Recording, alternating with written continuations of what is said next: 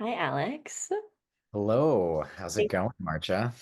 Of It's good. Thank you. Thank you for being here. course, I'm happy to be here.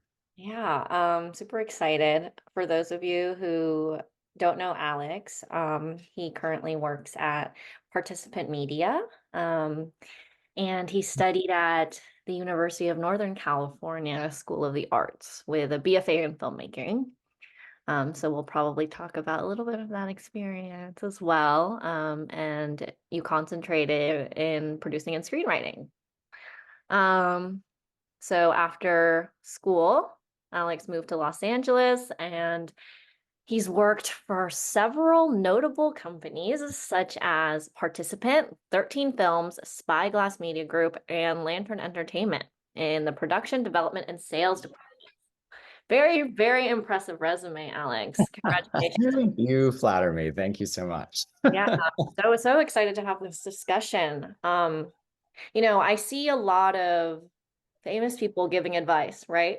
Right, Right? Like you right. because um people know them and people will listen to them, but I think, they're often so far removed from hmm when they were hustling to make it like we are, right? So I'm really looking forward to this discussion and hearing your perspective because I feel like you're at a place where you've accomplished some major milestones.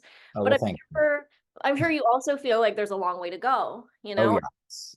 So I think this will be a really great discussion.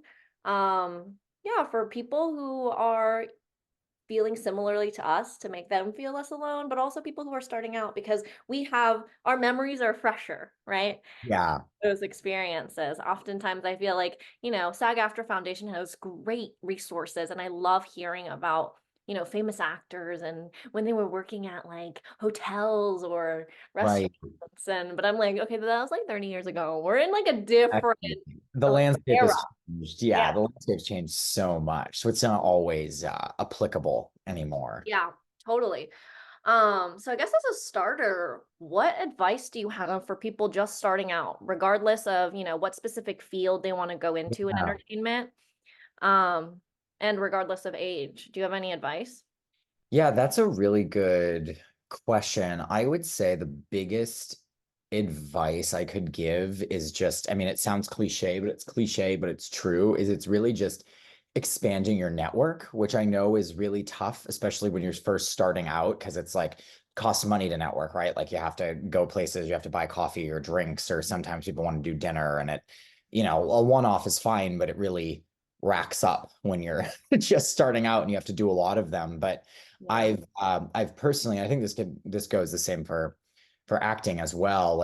I've just never like gotten a job that I wasn't already connected to somehow. Like I didn't necessarily know my bosses, but maybe like a friend knew somebody who worked at a company and sent my resume in or something like that. So it goes to the top as opposed to one of the online job portals, which are kind of like a mass graveyard for resumes. It's the unfortunate truth. So, and it's, it really is a lot of industries are like this, but I would say entertainment especially. It is the classic like it's about who you know, and I think that can also scare people because they're going to be like, "Oh my God, but I don't know anybody. I'm coming from a small town and I nobody in my life is in entertainment." But, especially, film school or acting school, any sort of entertainment school, I feel like, hopefully the faculty are up to par, which a lot of times they are. And even if the faculty are no longer involved in these schools, they know people. Like it's really just, and you have to analyze who you know and how they're connected to maybe where you want to end up. And even if they can't get you there, maybe they know somebody else who can. It's a long-winded uh, response to your short question, but I would say the network is the most important thing.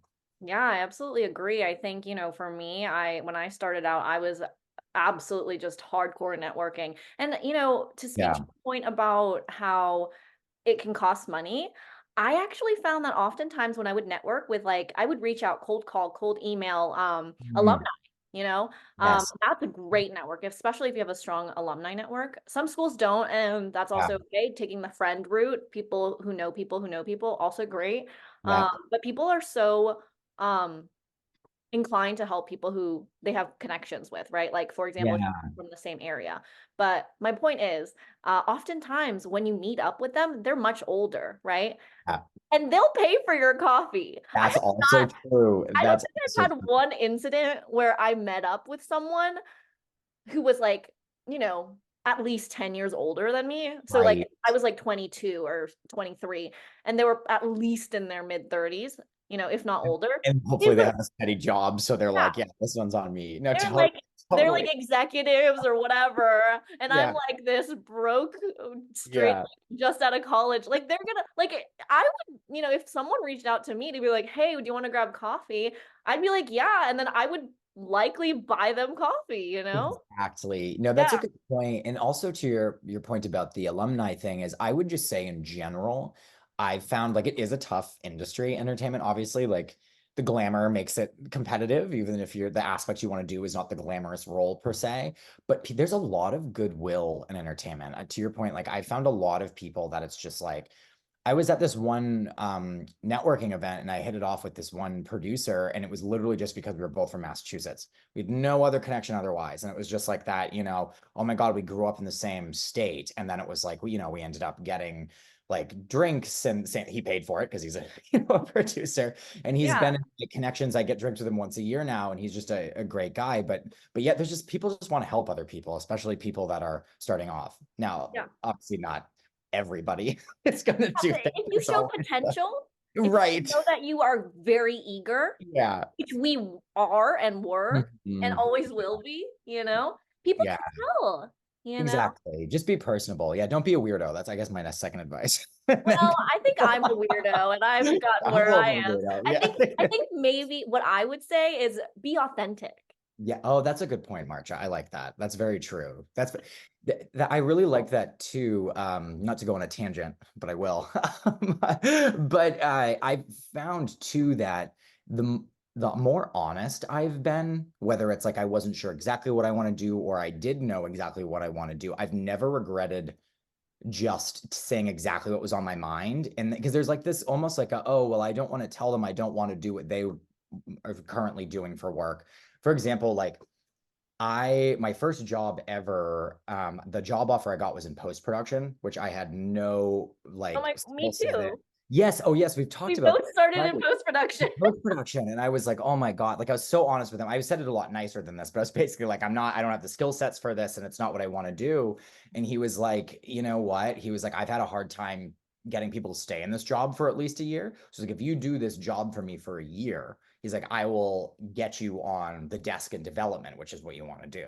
And so it was like that kind of a thing. So it was almost like a little bit of like, yeah, obviously like a trade-off, like I'll scratch your back if you scratch mine, so to speak. But I was honest with him, and then he was really helpful. So, I think honesty also, to your point about authenticity, really helps.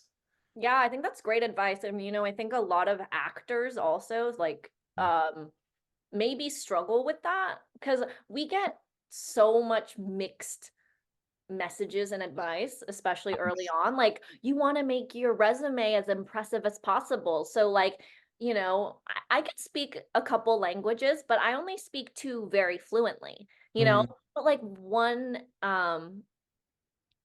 agent I had, like prior to this, we're not naming names, but was like, oh, like, he would like glamorize, exaggerate maybe my resume and be like, oh, she speaks fluent Thai, and like I'm which like would say for I'm failure. Yeah, basic Thai, like, yeah, and like, yeah, so I think the honesty, like it's important also to just make sure your resume actually reflects your true. experience. Even and I think something I struggled with was like being proud of that. When it's like you have nothing, right? No Yeah. credit. It's hard, but you And gotta sometimes they want that. Like for the post-production example, like he was like, I've always had people come in, with their bad habits from other companies. And he's like, I want someone that's a clean slate, that fresh out of college, that I can just train the way I want to train them and do it the way I like it. And so my lack of experience helped me. So, and I didn't try, to your point, like to be like, oh, am well versed, and like I knew the basics, but I was very clear I'd be learning on the job. So it's like, as opposed to if I had lied, maybe that wouldn't have helped me. yeah. So, Yeah. TLDR, be a good person. Don't. Yes, yeah, be Um, honest. yeah. Well, so now, as an actor, I have to ask, what is your advice specifically for actors? For those of you who don't know, Alex spends lots of time obviously watching movies because that's his job, but also watching auditions, right? And like analyzing what makes a good and maybe not so strong actor. Yeah, that's a good question. I would say, and I guess this goes with like for actors that are starting out, and I guess this would go, with the networking thing, is I've seen a lot of success from my friends that are actors that are just like they don't say no to any job when they're first starting out. Obviously, like, a job that's comfortable and legit, but it's just like there's no, oh, I'm too good for this show, or I'm, that kind of a thing. Like, it doesn't matter if it's going to be the small indie film. Maybe nobody will see it because it's like a really inexperienced person, or maybe it's a student film, but maybe that student film or that indie film isn't going to go anywhere, but that filmmaker will, and then you helped them out. So Mhm. I would just say, like, don't like poo-poo any opportunities, no matter how small they seem when you're first starting out, just because, yeah, you really don't know where they'd lead. Also at the same time, like, managing those realistic expectations where it's like, okay, if this is a filmmaker that's fresh out of college and they're doing a feature film with no actors of note in the ensemble, then it's like probably no one will ever see that film. So it's like, know that you're doing it for relationships and that's not going to be your big break. So it's kind of like that balance of expectations, but also relationship building as well as we're building a resume. Yeah, and I sent out a goal setting worksheet which has some stages of acting. Like Mhm. acting is by no means, as we all know, a linear path, but I tried to break it up into like 5 stages. Mm, And I think, like you were saying, setting your expectations realistically, when you're first doing these projects, they're for your reels, right? They're to have it's the true. on the resume for the reels. It's not to become famous, right? So setting Yeah. those realistic expectations of what this is for, right? Do your Yeah. best so that it's in your footage so that those bigger casting directors are like, I don't know what this is from, but this actor is great in it. Exactly. Yeah. And to your point, like I've watched a lot of really crappy shorts, like short films over the years, because that's kind of like a director's calling card. It's like often we get emails from agents being like, you need to check out this director's short, and they're usually like these no like they've never done anything of note. It's supposed to be like they've done a couple of shorts and then to hopefully get funding for their feature, or then we'd hire them on one of our features, kind of a thing. And there's been a few times where I've seen an awful short, but I've been like, wow, that actor really stood out and did the most that they could with it.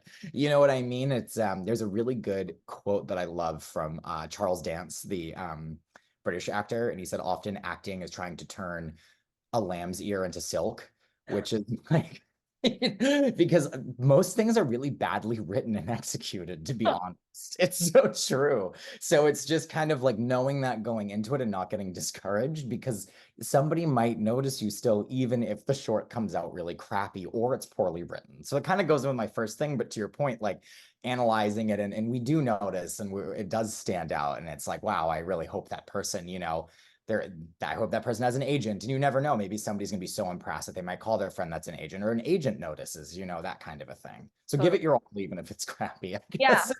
Yeah. Is my point. Always put your best foot forward. Yes, yeah, So you've seen a lot of actors, right, through your, career. yeah, What makes a good actor or audition versus a bad one? And that could be like, you can just be like, oh, it really stands out when this. It doesn't have to be yeah.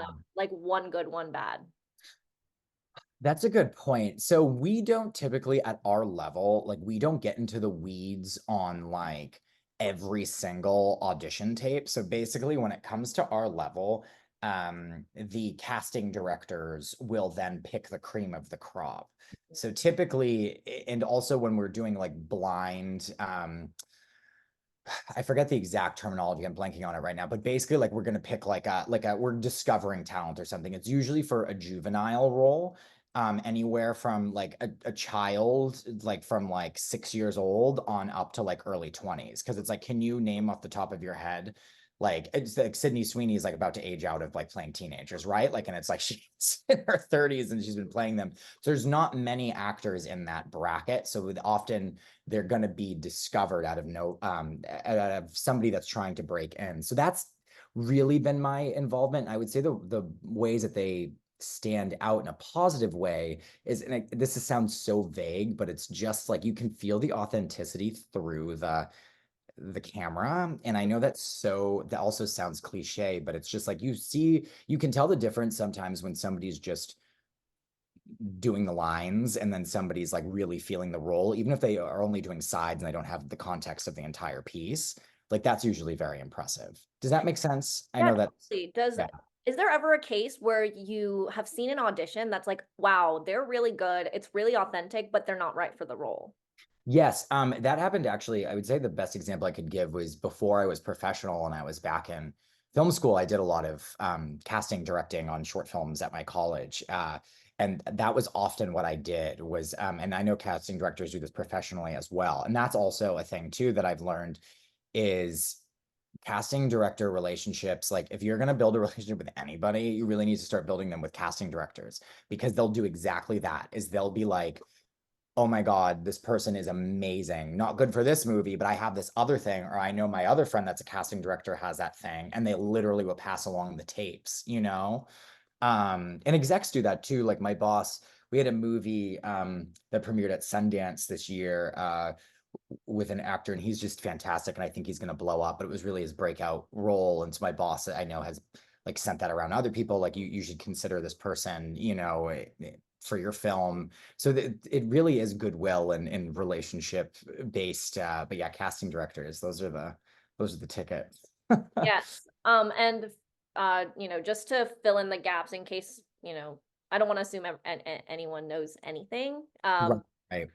So basically what happens is you submit your audition, or your reps will submit you to sorry, did I say audition? You will submit for the role, or your agent or manager will submit you to the role. If there are bigger parts, they'll often pitch you, which means they're going to write a blurb and be like, this is why Marcha is right for this role. Give her an audition, please, right? Yes. Yeah. Professional. And then the casting directors will choose between thousands of submissions and pick maybe 20, maybe 50, like max like 100, right? Because they can't go through all those, like they can't go through thousands of auditions, right? And sometimes they do have open calls, but I don't know what are the odds that they actually watch all of that. Anyway, that's another topic. But so then, if you get chosen, right? If your profile has to stand out, which is also another topic. Then the casting directors will pick people to audition, and from there you submit your audition. They will look through the audition, and oftentimes they might not even get past the first 30 seconds if you don't stand out, especially if they're on a time crunch Mhm. and if there's a lot of tapes, right? So you got to make that good impression and, show that authenticity from the beginning. And oftentimes, like Alex said, you can feel it, Yeah. right? Yeah, so then they'll pick out the best, like, depending on the role, 5 to 10 to 15 to 20, depending on the size of the role. And then they'll put you you'll either get a callback or get an avail, which means they're checking your availability to basically send you to the next round.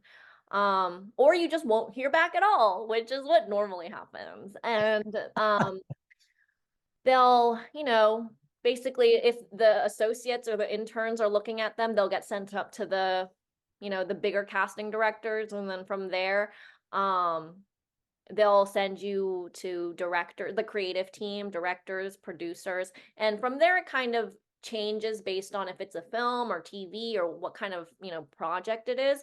But so the stage at which Alex will look at an audition is likely after you've received an avail, right?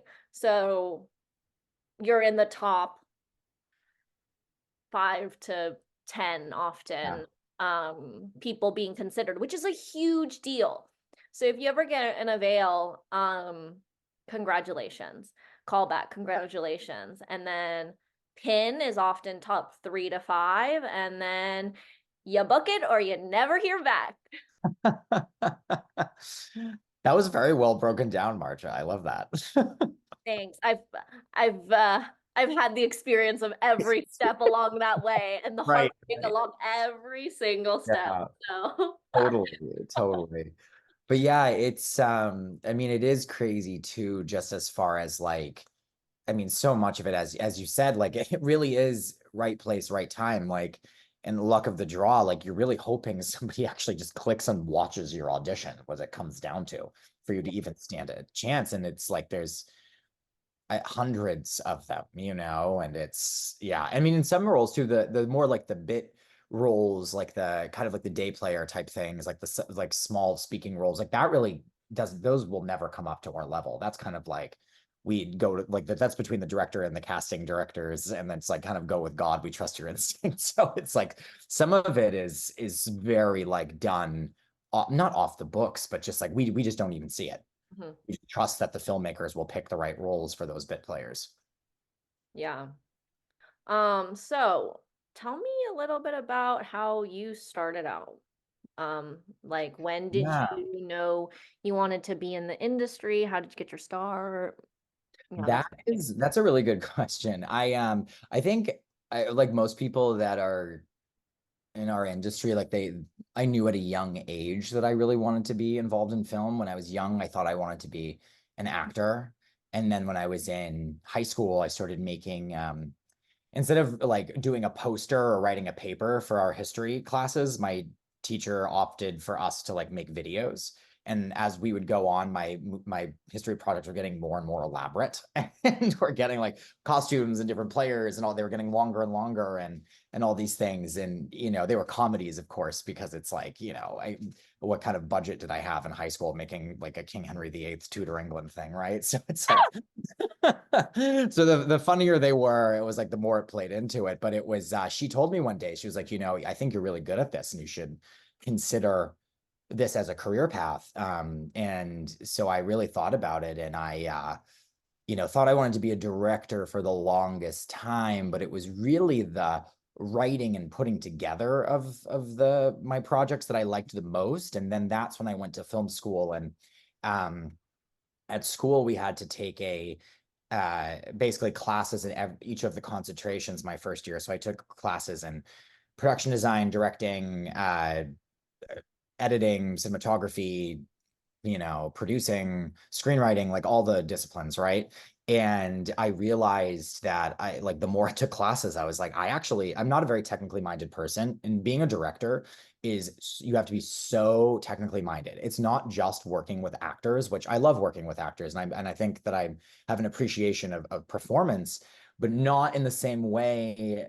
Like a director, you have to do the shot list, you have to do the lighting, you have to think about like the mechanics of visual effects versus practical effects. My mind doesn't work that way. But I realized as a producer, especially a creative producer, which is the path I'm going down, you can still give the director notes on the acting. So it still is use of my talents to see that behind the screen. Now, the director is the vessel. The producer wouldn't go up to the actor and say what they thought. But it's like, it's the respecting of that relationship. So through film school, I really realized and kind of found my niche that I wanted to be a creative producer. And so I've just, joined the industry. And like I said, in post-production, I've slowly worked my way up through development, worked for many different kinds of bosses, and worked on many different kinds of films and projects. And I've just really been learning more and more about how to put these things together and the different kinds of creative producers versus logistic producers. And I mean, it's like acting, right? Where there's just no clear ladder. Like there's people kind of fall into it, luck of the draw, you find your niche. But so I'm still in the beginning stages, but it's very much each job has gotten better and better and more legit and more hands-on. Does that answer your question? Yeah, absolutely. So throughout, your crazy nonlinear journey, what's one Yes. thing or a couple things that you think helped you the most? Yes. I would say, and then and this goes into kind of even your introduction of me is I think so actors I think especially would get this, but it's like actors work in a gig economy, right? You're basically hired by like, for your role. And when that production wraps, you're done and you go on to your next thing. This industry, this crazy industry that we're all in is very unpredictable. And even if you work for a big company like I do, it can just close. I don't know if anybody read Yeah. the news when it you saw it was from participant, but they just, decided to pull the plug on the company randomly. So my last day is May 7th, and this is supposed to be, a big, solid, okay, you're on the studio side, everything's great, but that's just not the case. I've worked at 3 companies now that have closed their doors. So it's very, and the ripple effects are, we had projects that even have cast attached, right? Well, now those projects, now that the company's no longer going to be existing, probably won't happen. So it's like, think about all that, like the ripple effects of that, like the actors, the directors, all those things. Mhm. So it's like everything, you can have something lined up and it can go away like that. And I think that happens to everybody in this industry. So I think just being flexible and like rolling with the punches is really going to help you. And when I first started, I used to get such anxiety about like the constant change of pace in this industry. For example, I'll just give one little anecdote for that. There was a woman that I worked with. She had become a dear friend and she was looking for an assistant, and she had just gotten a job somewhere else. She was looking for an assistant, and she offered me the job in the room when I went to go and visit her. She was like, "Do you want to be my assistant? They're letting me have one." And I was like, "I'd love to." I accepted it. She was literally like, "This is going to be so fun." Somebody walked in that meeting and then told her, "Oh, by the way, we just found out that you're going to have to share your assistant with the new SVP they just hired. So he's going to decide who your assistant is." So I went from having a job lined up within 10 minutes later to being like, oh, it's completely out of her control. So Yeah. that's this. And I think that happens with actors. It happens with people that are working. I'm not in the gig economy, but it kind of feels like it because every couple of years I'm out of work because the company closes. And that's like, that's just this industry. So that's the thing, is it's like when you're getting into this and you're starting off, like you can't take things personally. Like it's So just, hard. yeah, it's so hard. And I got really anxious about it. Now I'm so like, okay, here I am again, and it's like, and I feel like I feel more confident in my career, and maybe that's why, but it's also just, coming to terms with the fact that, I didn't pick to be a dentist or an accountant or things, which, there's no shame in those careers, but I just literally picked a crazy industry, as I think most people on the Zoom have. So Yeah, knowing what you signed up for, so to speak. totally. How do you manage those emotions? Like how do you think you've or what, yeah, how have you grown to be able to manage those emotions better? Like not taking things personally, really being confident. I know, a lot of that comes from just experience, right? Because I have very similar experiences as you, like with those, like really learning how to deal with those ups and downs. But Yeah. yeah, what do you think, has really helped you to find that emotional okayness? Yeah, that's such a good, I think just I think what it is unfortunately is like just time and experience. Like I've been out here 7 years now, and it's just been like times where companies have fallen apart around me or projects have fallen apart around me, and I had big expectations for things, or and you see all the opportunity and you get emotionally attached to it. But I think just the experience of being like, don't get too attached because this could go away any second, but also just being like, yeah, that like it like, not to be apathetic about it, but it kind of is what it is, and just training yourself to be like, it's not about me, it's a bigger picture. It's like people, I have found, and it goes to our original thing, like there is like about a lot of goodwill, right? Like I have had people that have been like, I'm going to get you this job, I can't tell you how many times, and then it just becomes completely out of their control. So it's just not riding that emotional roller coaster anymore of being like, okay, well, this person's going to get me this job and now my life is going to be set. It's just like, Right. is when they say, I am going to get you this, you just tell yourself they're going to do their best and they mean it, but Yes. can they? And I think that, and that goes along with like, it's for acting too, is it's like, okay, you found the perfect role and you're auditioning for it and you can picture your life in that role and whatever, but it's like, don't do that to yourself every time emotionally. Yeah. Want it and really fight for it, but don't get so emotionally attached. That's just my my opinion. You know, No, I that's not completely the agree. rule. Yeah. Yeah, I completely agree. It's learning how to train your brain, Yeah, right? it And is. I think a lot of it is um not putting your self-worth on your job, That's so smart. which I like that a lot. which Yeah. I think a lot of people do like in Mhm. life because It's very American. It's a yeah, culture.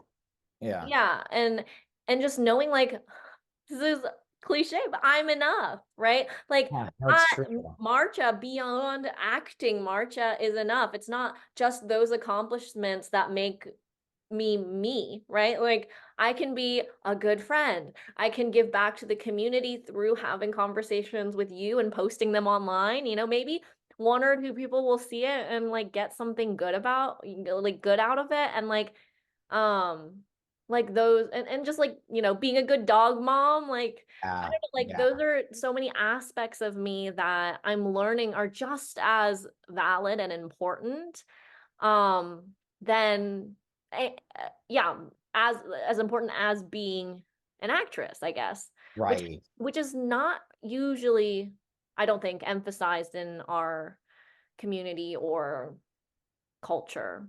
Exactly. No, I think that's such a good point. And, off of that, and I think this comes with what I said earlier about the time and experience thing, is it's just also like I've always been okay after these things. There's always something else. I think that's really what it is too. Is so it's like, and that helps training the mind. Is it's like, okay, well, if it's not this, it's going to be something like, for you too, not to speak for you, but it's like how many auditions have you done, and then you landed like a couple killer things, which is just like, and there's gonna be many more of those. There's gonna be many more things you don't. But same thing with me. I'm gonna do many more job interviews, and many more projects are gonna come across my desk that excite me that are just not gonna happen. It's Mhm. just, but that's also what makes this industry exciting, I think. So I know you mentioned that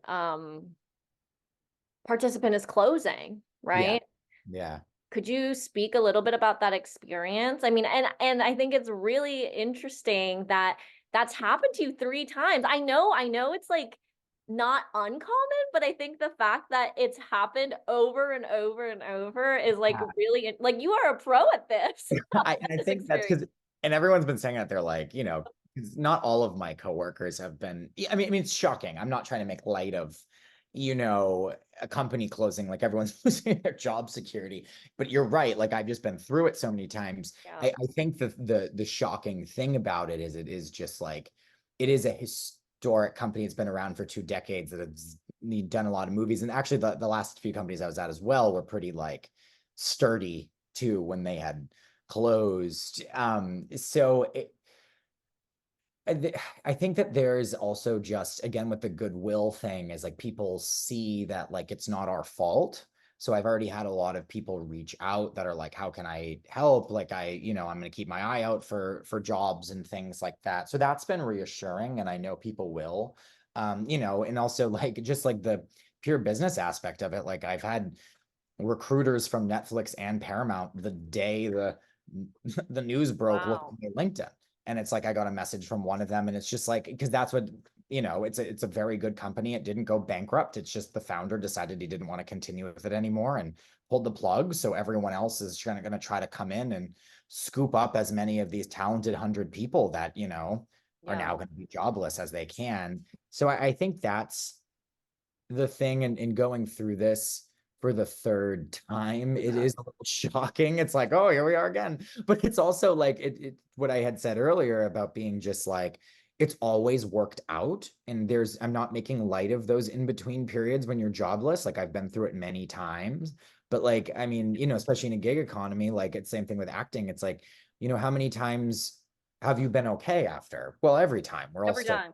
Yeah. yeah, we're all still here. So that's why I think I'm not, and that's kind of like goes with my like larger life philosophy, which I think, is just going through so much shit, quite frankly, in the industry, is it's Yeah. just like it's all out of our control. So why let it like why lose your hair and lose sleep over it? It's just like it's just not worth it. Life's too short, quite frankly. Totally.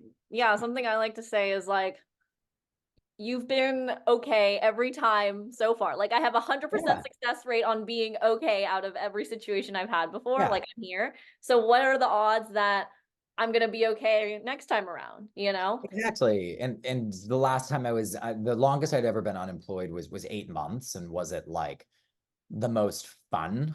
No, it's stressful. You know, you wake up and you're like, oh my God, I'm jobless. But it's like, you know, you do what you can. Like I produced like a rock documentary in London for this small company. I did music videos in Nashville. Those things are not my things, but I needed money and I needed to be doing something. If people asked me like, "Oh, what have you been up to?" It's not like, "Well, I've just been sitting around on, you know, Indeed and LinkedIn." It's like, "No, I'm actually out there doing like I'm working in my field, you know, is it, you know, trying to do what I can with my craft." And I think that's like there's going to be a lot of like for actors, a lot of like, hey, your like film buddy is going to do like a little short for free, you know, so you're not going to get paid, but hey, you're doing something while you're waiting for the next thing. So it's that same parallel there. Yeah, totally.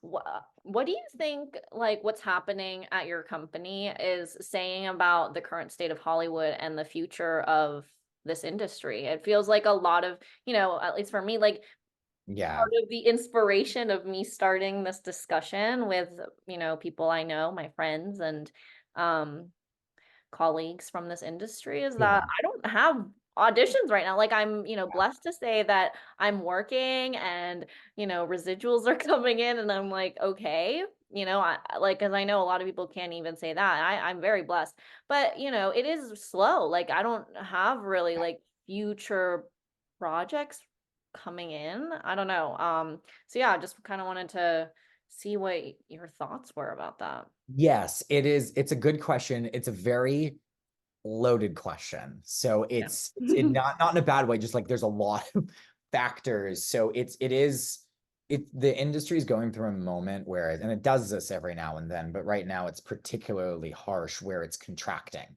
It's you have a couple elements here. You have COVID. We still haven't, the industry hasn't quite recovered from that. They're trying to get people that used to go to the theaters back to the theaters. And they're still only quite coming back for big event films like Top Gun. Like that movie got people like my grandparents' age back into the theaters more than Downton Abbey. Why? They don't know. They're still trying to figure it out. So there's that. Then there's also the dual strikes, which needed to happen, were necessary. Everybody supported them. But it's also like we shut down for that long. So it was like we had just started recovering from COVID and then we shut down again for the dual strikes. There was really not much you could get done. And then there's also just the fact that the other element coming to play here is everyone's trying to see how streaming, the way that we're consuming media is different. And there's no quite like, aha, this is how it's changing yet. Like everyone's figuring that out too. One of these things alone that I just mentioned would be enough to shake an industry. However, they've all happened. Not to our CEO who's been in this, a participant who's been in this industry for a while has like, he's said like I think for 30 years he's been in film. He was like, I've never seen so many historic events happen back to back and just disrupt the industry. So it really is, there's not a lot of money going around. So like the economics are changing, not to be too boring and like professorial about it, but like movies that used to be made between 15 to 20 million, which sounds like a lot of money, right? But like on the film aspect of putting together a film, that was considered like a mid-tier thing. Because you think about like the Marvel things, like between 60 and 100 million, right? So this is like mid-tier films. People don't want to pay for those right now, like companies like mine, companies that are distributing, because nobody's going to see them. So that larger issue there, right? So they're asking these movies to be put together between 5 and 8 million, and 8 million's high. So imagine that. So movies are supposed to be 15 are now being 5 and 8. So a lot of directors and are looking at them and producers and being like, it's not worth it. I don't want to direct a $5 million film. Is a $5 million film doesn't look like a $15 million film. So you have all of these things. So it's like a lot of people are, it's really hard to put together movies right now in general. And so I can't speak for TV, but I can speak for film, and it's just really difficult to get them off the ground, which is part of the reason why our founder was like, I don't want to stick with this. It's tough. He had a quote, apparently. Our founder, for those of you that don't know, is a billionaire philanthropist. And apparently his quote he would always say was, the best way to become a millionaire in Hollywood is to start as a billionaire. And he was joking, but it was also true. It's like there's just no, the industry's already a crapshoot and it's just gotten nobody, the risk is just way higher for return, if that makes sense. So sorry, that was very long-winded, but that's what's happening. So you have that trickle down effect where it's just, yeah, people aren't making stuff right now. It's really difficult unless it's Marvel 37, like Transformers 86, like those are they're like, of course we'll make those because they've been working, but it's Yeah. even Marvel did layoffs last week. Like it's a tough time. Yeah. No, thank you. I don't think it was boring. I know you were like, sorry to be like a professor, but I don't think so at all. I think it's really interesting because I don't think a lot of people, I mean, that was the first time I got a really detailed breakdown of what was happening and I found it very helpful. Okay, good, Yeah. good. It, What is it, that? What do you think? Sorry, were you gonna say something? oh no, I was just gonna say, yeah, it is. I think people think in general, like it's like, all right, we're just gonna go and make a movie, but it's like there's just so many. That's why, like, because my grandparents and my parents would always ask, they'd be like why, like didn't they announce that like 5 years ago? Why is it just coming out now? I mean, it's like that, and that was in the height of like when everything was working well, it's just Oh. it's really hard to get these things together. Yeah. What do you think that means for the future of creatives, people we've talked about how our jobs are not to be taken for granted, Yeah, right? Like we just never know, but we also there's like a fine balance between not taking it for granted, knowing that it could just disappear, but also having trust and faith that you're going to be just fine and make it. But yeah. what is the reality of, our jobs essentially? Like, I what do you mean, foresee happening? uh, You're so not I know you're not a fortune teller, but just right. your I experience. mean, the optimistic side of things that I've been told, I'll go to the optimism side first, right? Oh, Because great. that's what I like to prescribe to. The optimistic side is that, I mean, this has happened so many times in our industry. I remember in 2008 when that, like the Great Recession was happening. I mean, the movies were also like the whole film industry was retracting then too. I mean, there was like, and there was the writer's strike back when we were young. Like it goes through for the television writers, like the industry retracts or contracts every now and then. A lot of people lose their jobs, and then there's like a big bubble, and then it expands again, and then it does this. This is an extra dramatic contraction. Mm, I do believe that it will, and a lot of people think it has to bounce back, right? There's always going to be a demand for content. There's always going to be, you know, a need for movies. That being said, it's like just right now, people say that there's a demand for original content, but that's not what the box offices are telling us. There's tons of original movies that aren't on huge IP that have gone out there. You can say even like, oh, well, Oppenheimer and Barbie were great, like because they were original. Well, it's just because we hadn't had a Barbie movie yet, and Oppenheimer's also based off a real guy. So those weren't really original either. Like they're great movies. I'm not like crapping on them, but it's just like the audiences aren't going to see things that are not big blockbuster events. So until that is fixed, I just don't see a huge explosion in film right now. So how can you help? Go see movies that yeah. maybe like maybe go to that one that that's like the little Meryl Streep drama or whatever it is, rather than watching it at home, because like every ticket does count and you're actually like contributing to a healthier, more diverse film ecosystem by seeing those films that aren't in the theaters that aren't necessarily big, blockbusters. So that's like the positive side of it, I would say. The negative side of it would be, which I've heard, is just that it might be a long time before it fixes. So it's again, nobody has a crystal ball, but it's definitely we're going through it right now. you Yeah. know uh but no, I mean, even like with participant closing its doors, I mean, for people that don't know it, I mean, we only did movies that were social impact movies, artist driven movies that had some sort of a social message, whether it was the environment, social and economic equity, racial equity, gender equity, sexual orientation equity, all those kinds of things. But we were also very artist driven. And now that we're closing our doors, we're literally one of the last companies that did that. There was the Weinstein Company back in the day that was very artist driven. And obviously everything that happened with the brothers that company collapsed. So that participant really took up the mantle. Well, now participants closing its doors. That leaves Lionsgate as one of the last mini majors. And they're doing John Wick 4 and Ballerina, which is a spinoff because they're looking at the market and the ecosystem right now and being like, oh, our movies like Wonder aren't making money these days, like it did in 2015 or whenever it came out, but not in 2024.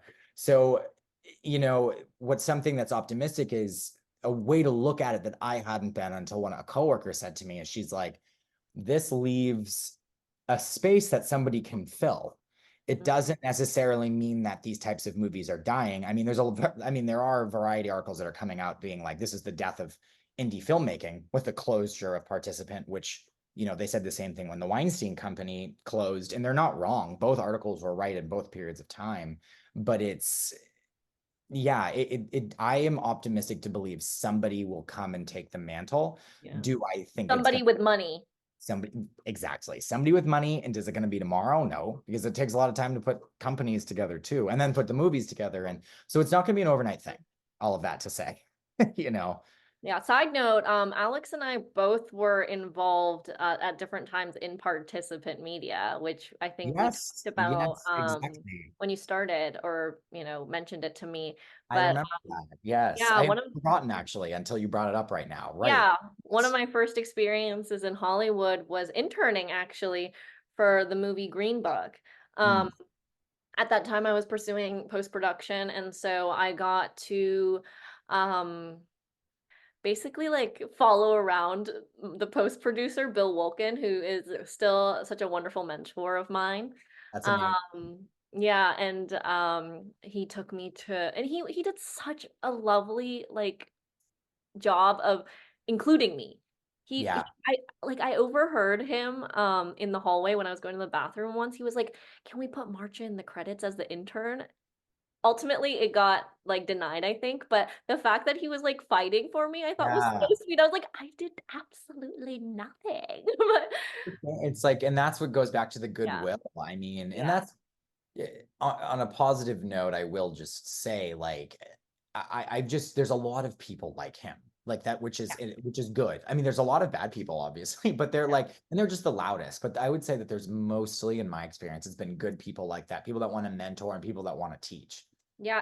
And I think it's because they start out like us. Yeah, they We've do. gone through the people Somebody who help have gone them. through the hustle, they are like, yes, let's help the youth because they get it. And some but thing that I hear over and over again is people like the reason why they're so helpful with us is because people were so helpful with them.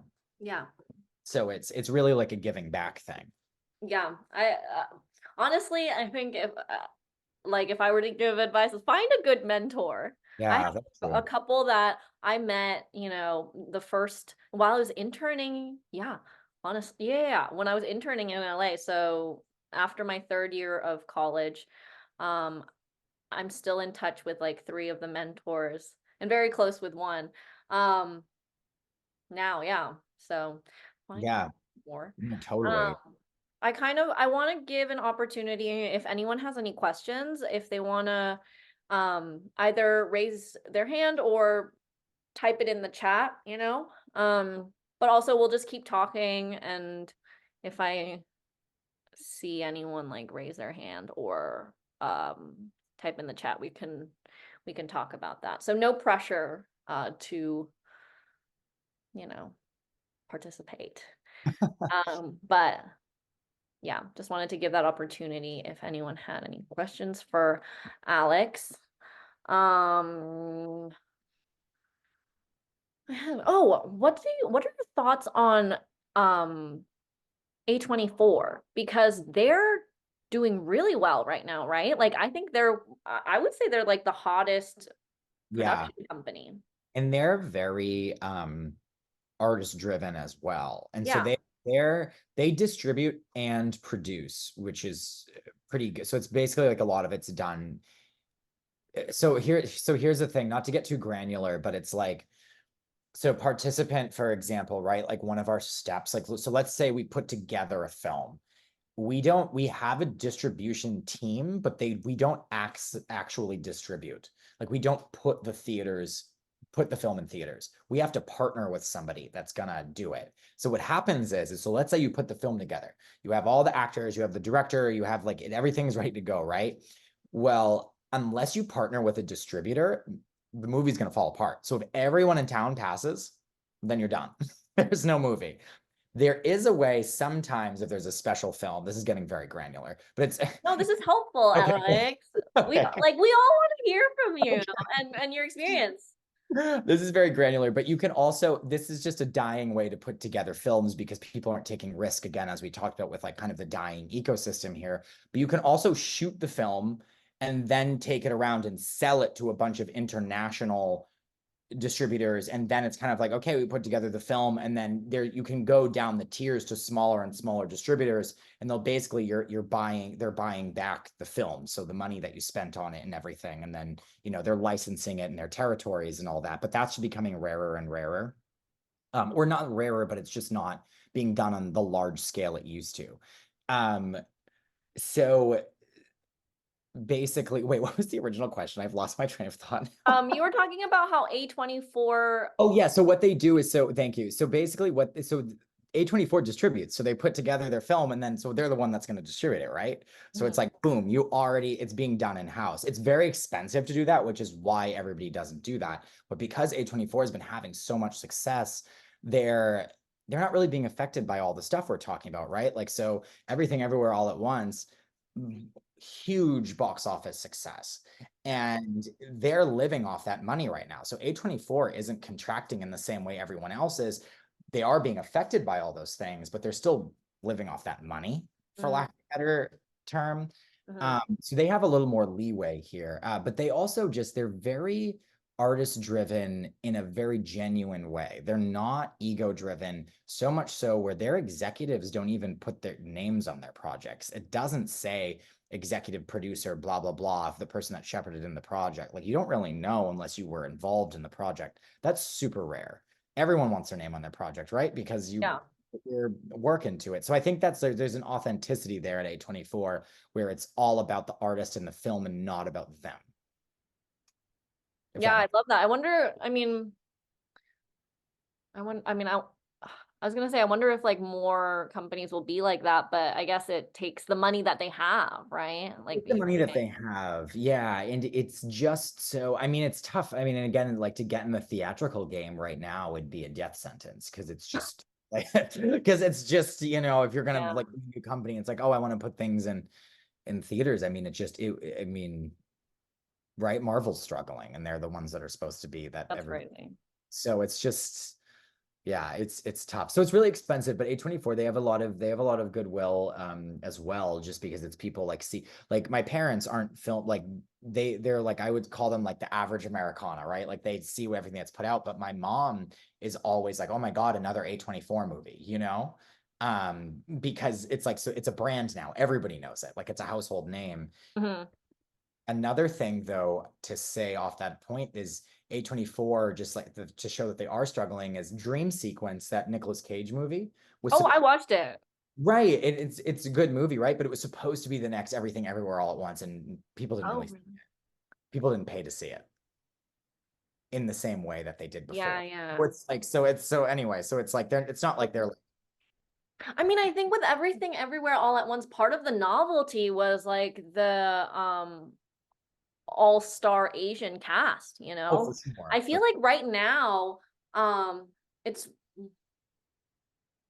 a lot of like Asian American and Asian like driven projects in general are doing really well. That's so true. And I think, not to beat a dead horse, because people have talked about this so many times, but like, Crazy Rich Asians just showed people, like, yes, all kinds of demographics will watch it, like a kick-ass Asian cast, as you said. Like, it's like, because that's the thing. Like, it is all these old stuffy white guys that are like afraid to take risk, because Mhm. they'll literally say things out loud like that, and that's out of touch. Like, I wasn't in the room, so I'm not gonna like be like, this is what they said verbatim, but I have heard things over the years of Yeah. being, well, I don't know if that, like, people will think in the lens of, well, that's a movie for Asians, like, they'll think that, but it's Yeah. No, I saw that movie in theater. Everybody saw that movie in theater. It's a good movie, it's fun. Yeah. It's a rom-com. It's people, it's like people are having to reinvent the wheel with like, oh yeah, like you can tell universal stories with people, with anybody. Like it doesn't have to be like, the white couple that's, Yeah. it's anybody. And that's something that our company really tried to get across as well, was that like you can tell universal stories through people of color and all different kinds of people, for like Americans, non-Americans, very inclusive storytelling. Yeah, I think somewhere I want something I want to see in the near future in Hollywood is like seeing people of color be represented without like the race aspect, if that makes sense. Like Yeah. just being like the main character and it not being about being Asian or black or whatever. Like I think that would really break Or new just like boundaries. authentic casting, because it's like Yeah. sometimes you see those like buddy movies and it's just like there's still a lot of tokenism going around. It's like, okay, here's the one like person of color friend, and it's Yeah. like, what if a couple of them were like, why does that be the Yeah. one? It's just, or whatever. It's just always but it is, it's like these decisions are made by committee often, which that's Yeah. my job, so but Yeah, no, it's so helpful and to hear your perspective. What do you think people, who like us who are hustling and also people who are trying to break in, also like us, I guess we're still trying to break in yeah, some ways. exactly.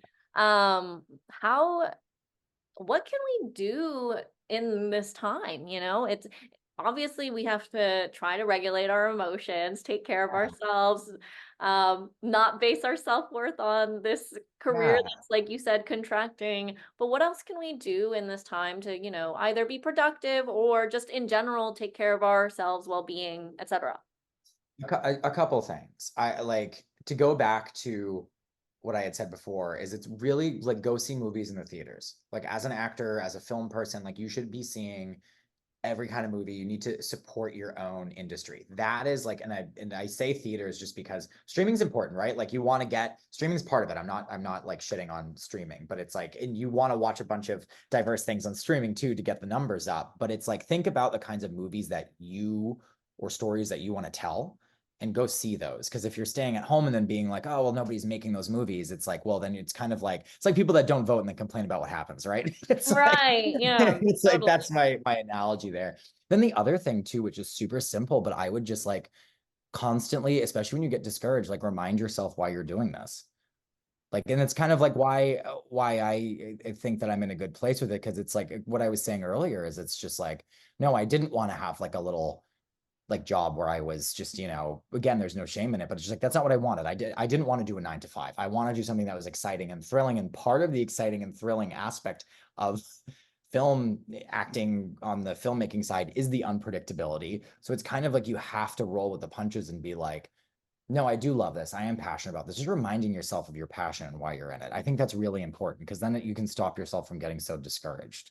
Yeah. Yeah, one of the things that I wrote in my goal setting worksheet, I don't know if anyone wants it. I have it in my story on my no, not my story. It's in the link in my bio in Instagram.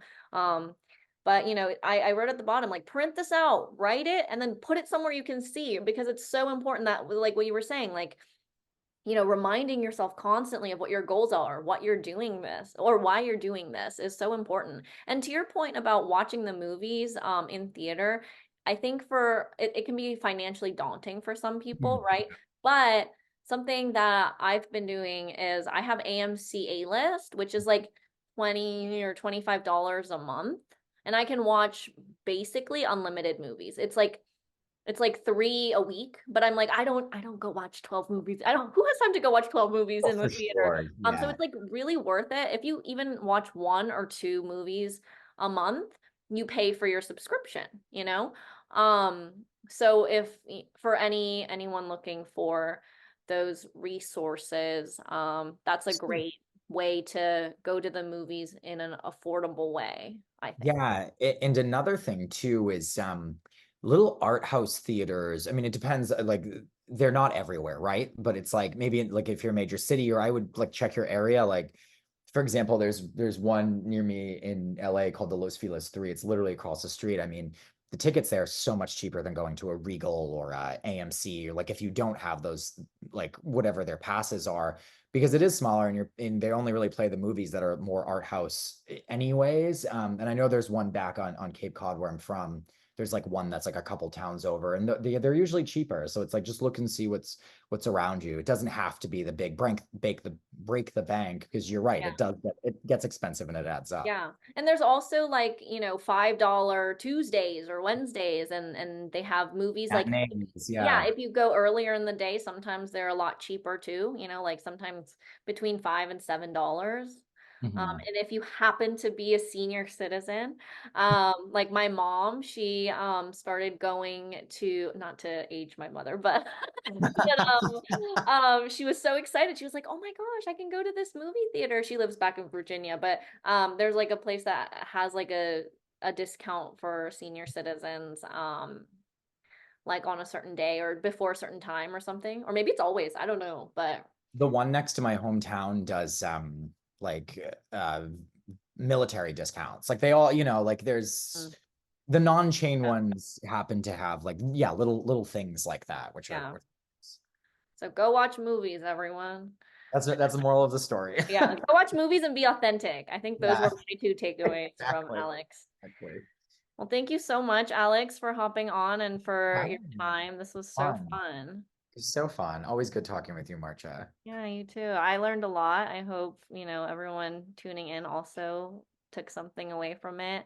If you have, I didn't see any hands raised or anything in the chat, but if you have any questions that come up afterwards, feel free to email me and I can forward them to Alex if they're for him, or I'm happy to answer any questions as well. Um, and if you want to stay connected, DM me on Instagram at marchait, MarchaItea, or email me at marchakiaacting@gmail.com. And Alex, what's your social? Alex Fleming 95 or something? A Yeah, Alex Flem 95. That's my Instagram handle. And then my email is Alexander W. Fleming, Fleming @gmail.com. Yeah, so feel free to contact us with any questions or comments or feedback is always really helpful. Last time I got some really awesome feedback from people I've never met, and that was really heartwarming. I'm going to be posting a recording of this on YouTube, and I'll email it out to anyone who's showed interest, or I have their emails about these discussions. And if you are on the YouTube channel, please subscribe because every view and subscription counts in helping this community grow. So thank you again, Alex, and I hope to see you all soon. Yes, thank you, Marcha. All right, bye everyone. Thanks for listening in.